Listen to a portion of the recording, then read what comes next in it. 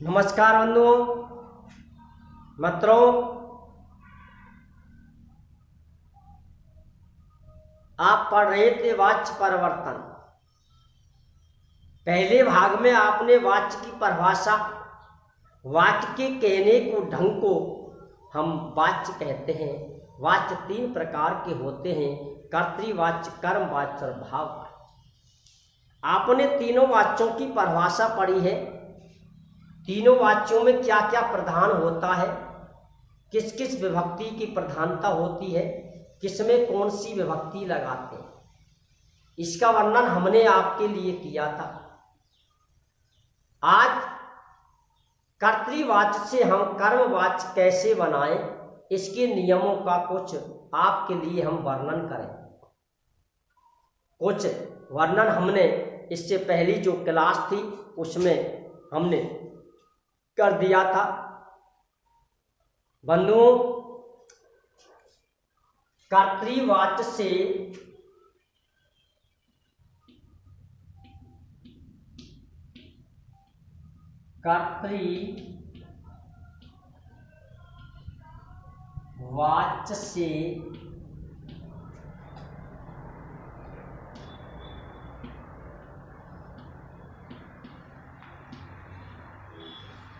कर्मवाच्य बना। कर्तृवाच्य से कर्मवाच्य बना।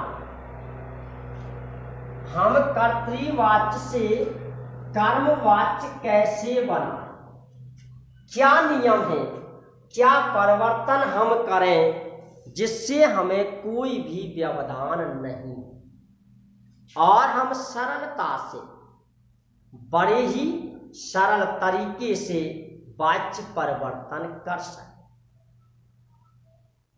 एक्टिव वॉइस से पैसिव वॉइस में बदल सकें। एक्टिव माने कर्तृवाच्य और पैसिव माने कर्मवाच्य। कर्ता को हम उसमें कर्म बनाते हैं।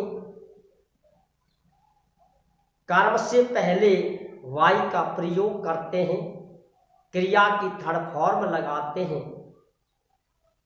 क्रिया की थर्ड फॉर्म लगाते हैं। इस प्रकार से हम वाच्य परिवर्तन कर देते हैं, यानी एक्टिव वॉइस को पैसिव वॉइस में बदल देते हैं। उसमें भी क्रिया की जो फॉर्म होती है, उनका जो नियम है उसी प्रकार के नियम इसमें भी हैं। यानी सभी नियम आप यदि मन से यदि पढ़ते हो तो आपके लिए सभी भाषाएं, यानी तीनों भाषाओं की जो व्याकरण है, ग्रामर है, वो बहुत ही नज़दीक बन जाती है, बहुत ही सरल बन जाती है और तीनों भाषाओं की व्याकरण को आप सहर्ष पढ़ सकते हो। तो देखिए, नियम नंबर 1,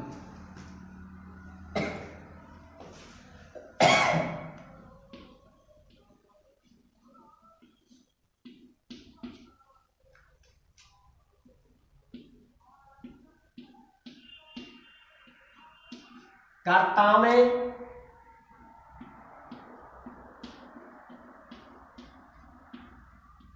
तृतीया विभक्ति।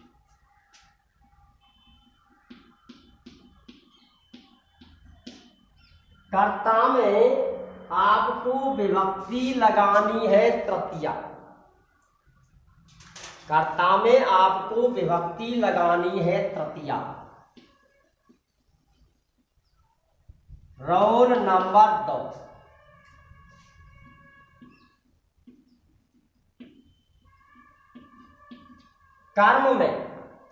कर्म में आपको विभक्ति लगानी है प्रथमा।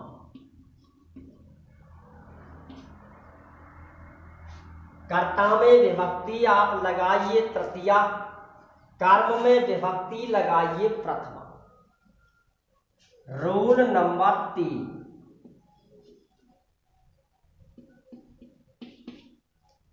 क्रिया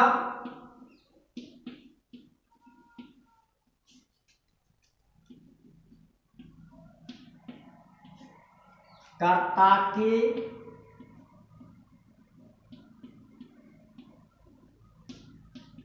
अनुसार, क्रिया कर्ता के अनुसार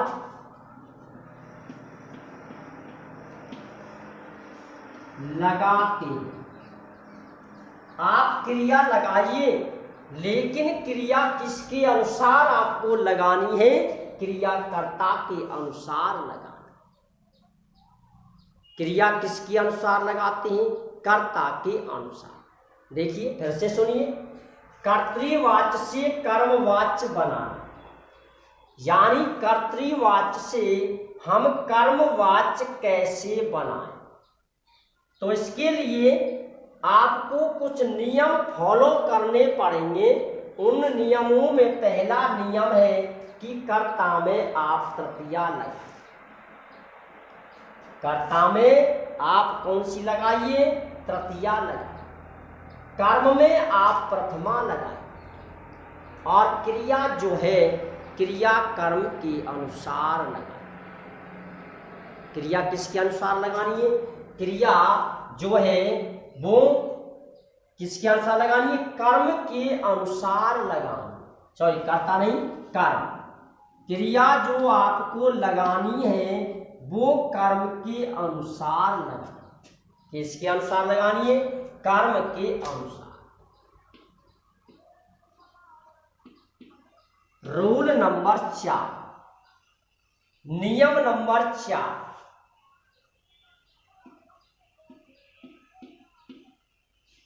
कर्तृवाच्य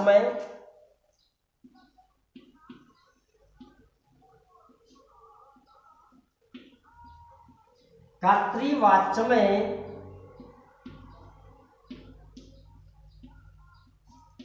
क्रिया के रूप, कर्तृवाच्य में क्रिया के रूप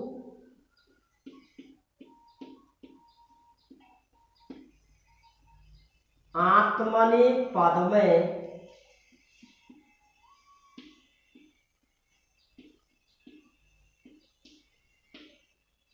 बनाए जाते। रूल नंबर जो 4 है उसके अनुसार कर्तृवाच्य में क्रिया के रूप आत्मने पद में बनाए जाते। कौन से पद में? आत्मने पद। बंधुओं, ये जो धातु है, धातु के रूप 3 प्रकार से बनाए जाते हैं: परस्मैय पद, आत्मनेय पद और उभय पद। परस्मैय पद जो सभी लकारों के हैं, आत्मनेय पद एक ही है और सभी आत्मनेय पदों को सिलेबस में से हटा दिया है, यानी लगभग संस्कृत व्याकरण से निष्कासित ही कर दिया है। एक ही आत्मनेय पद को शेष छोड़ा है और वो है लट लकार। कौन सा लकार? लट लकार। तो देखिए, आत्मनेय पद की जो धातु है वो मैं यहां लिखता हूं।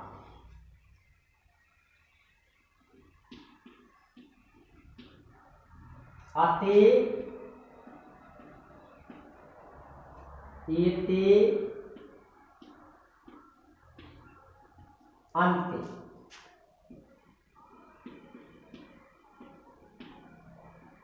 असे, एथे, अधवे, ए, आभे और आम। ये आत्मनेय पद के प्रत्यय हैं और परस्मैय पद आपने पढ़ रखा है, फिर भी मैं एक बार बोलता हूं। तीते अंति सीथे थे आमी आवहे आमे। तीते अंति सीथे थे आमी आवहे आमे। ये है परस्मयी पद और ये आत्मनेय पद आपके सामने लिखा हुआ। तो कर्तृवाच्य में जो क्रिया के रूप बनाए जाते हैं वो बनाए जाते हैं आत्मनेय पद में। कौन से पद में? आत्मनेय पद। अब देखिए, ये जो कभी कभी जब हम धातु के रूप आत्मनेय पद में बनाते हैं, किसमें बनाते हैं? आत्मनेय पद में, तो उसमें हमें कुछ नियम अपनाने पड़ते हैं, कुछ नियम हमें बनाने पड़ते हैं। तो अब देखिए, ये जो नियम है, ये नियम है कर्तृवाच्य से कर्मवाच्य कैसे बना। तो ये तो इसके नियम, कर्ता में तृतीया लगाइए, कर्म में प्रथमा लगाइए, क्रिया कर्म के अनुसार लगाइए। कर्तृवाच्य में जो क्रिया के रूप बनेंगे वो बनेंगे आत्मनेय पद। किसमें? आत्मनेय पद। तो देखिए, नंबर 1, अब नंबर 2।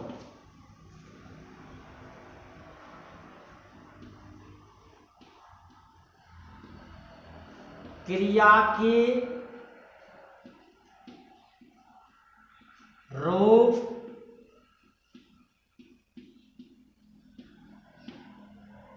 आत्मनेय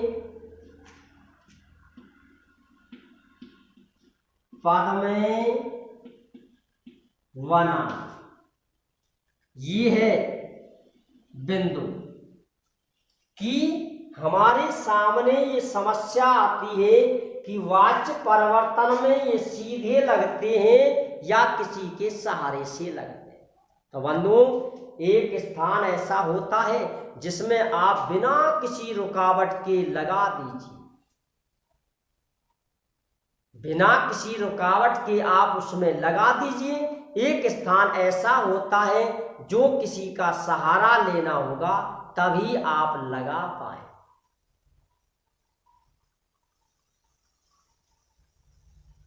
तो कर्मवाच्य में क्रिया बनाते समय हमें कुछ नियम फॉलो करने पड़ते हैं। उन नियमों को आप ध्यान से सुनें। अब देखिए, ये जो है नियम नंबर 1।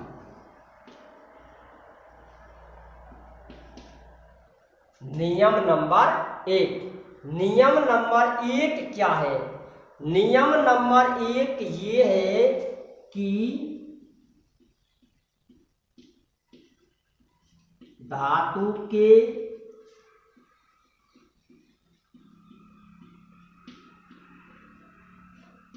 अंतिम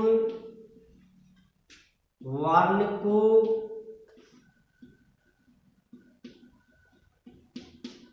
आधा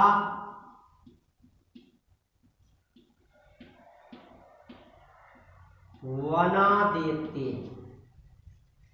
धातु का जो अंतिम वर्ण है उसे आधा बना देते हैं। ठीक, नंबर 1। नंबर 2,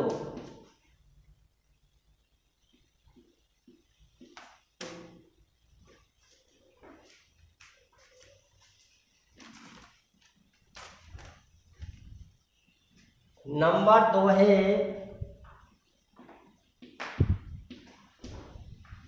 धातु और प्रत्यय के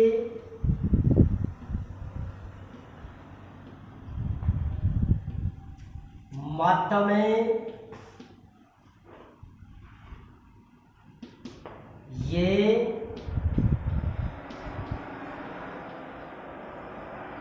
विकरण लगाते हैं।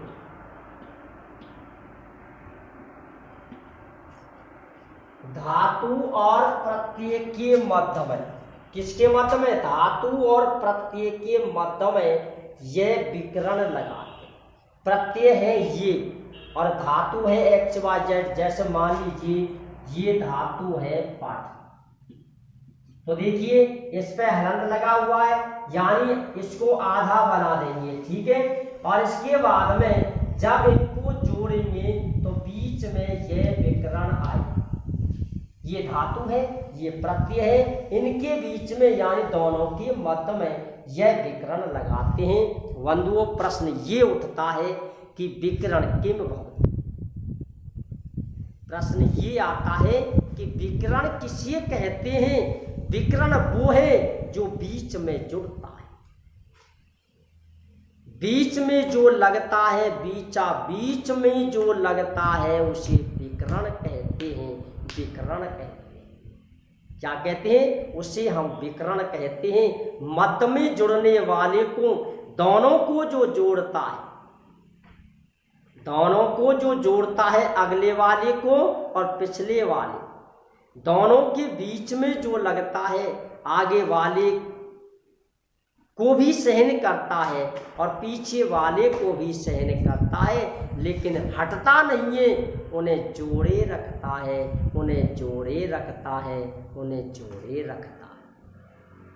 तो बन्धु, धातु और प्रत्यय के मध्य में जोड़ने वाले को हम विकर्ण कहते हैं। और इसमें यानी कर्मवाच्य की जो धातु है उसमें विकर्ण जोड़ता है। ये विकर्ण जो जोड़ता है उस विकर्ण का नाम है ये, चाहे ये। अब देखिए अगला जो नियम है, अगला जो नियम है वो नियम ये है कि यदि कोई आकारांत धातु हो,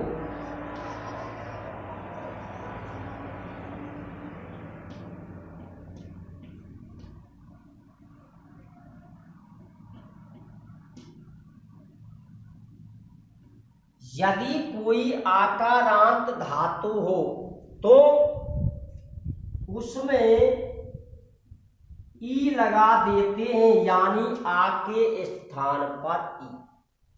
नियम कहने का भाव ये है कि आ के स्थान पर लगा देते हैं ई। यथा जैसे ये है गा, तो इसका बन जाएगा गी। धातु है पा, इसका बन जाएगा पी। रूप बनेंगे पियत, पियते, पियते और पियंत। इस प्रकार से इनके रूप बनते हैं और रूप बनाने के बाद इसका प्रयोग हम वाच्य में करते हैं। यह है इसका ये नियम। अब देखिए अगला जो नियम है, नियम नंबर 4।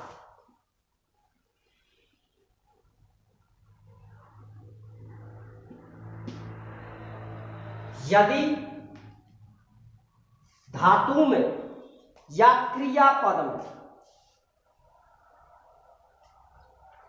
परिवर्तन करते हैं,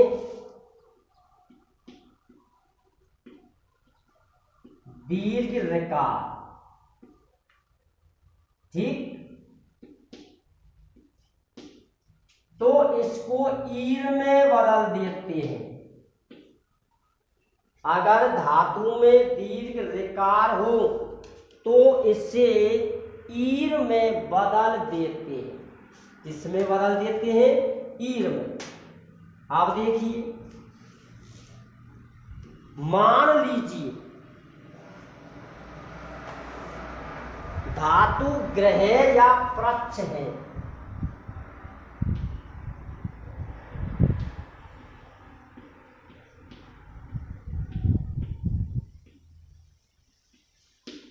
लिखने का अंतर है, तो आप इस प्रकार से समझें।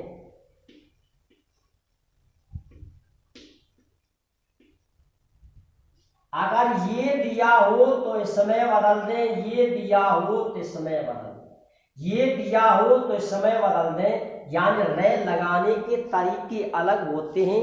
ऊपर भी लगता है, नीचे भी लगता है और बीच में भी लगता है। डंडा वाला भी कहते हैं, कराची वाला भी कहते हैं और कैंची वाला भी कहते हैं।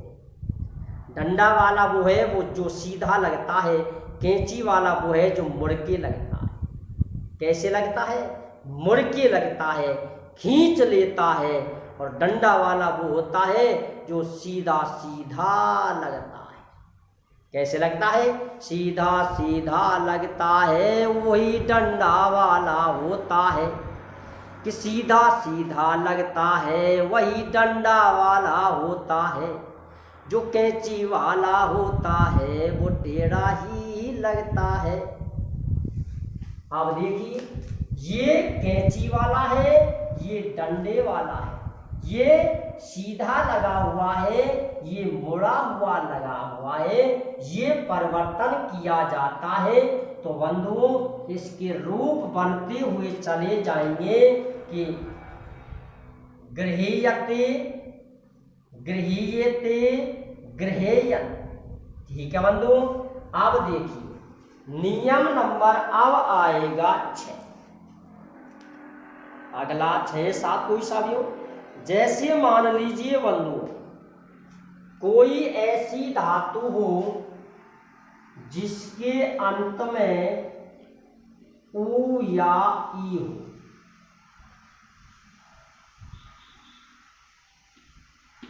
कैसी?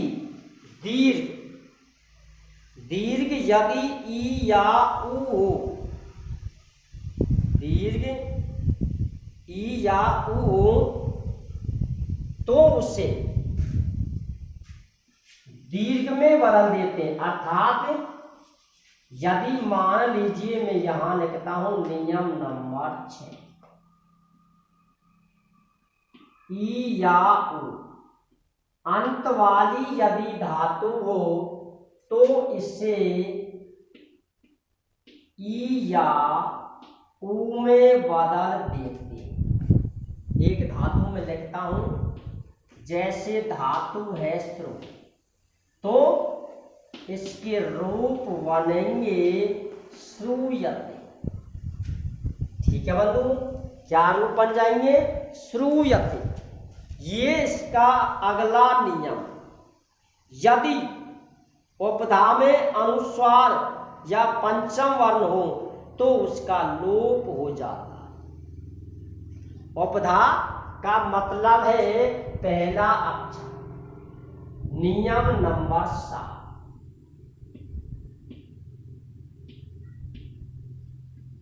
उपधा में अनुस्वार या पंचम वर्ण हो तो इनका लोप कर देते। अनुस्वार या पंचम वर्ण दिया हो तो इसका लोप कर देते। क्या कर देते? लोप। यदि धातु का पहला वर्ण, एक नियम और है, यदि ये या वे दिया हो तो इनको ई या उ में बदल देते। जैसे यव,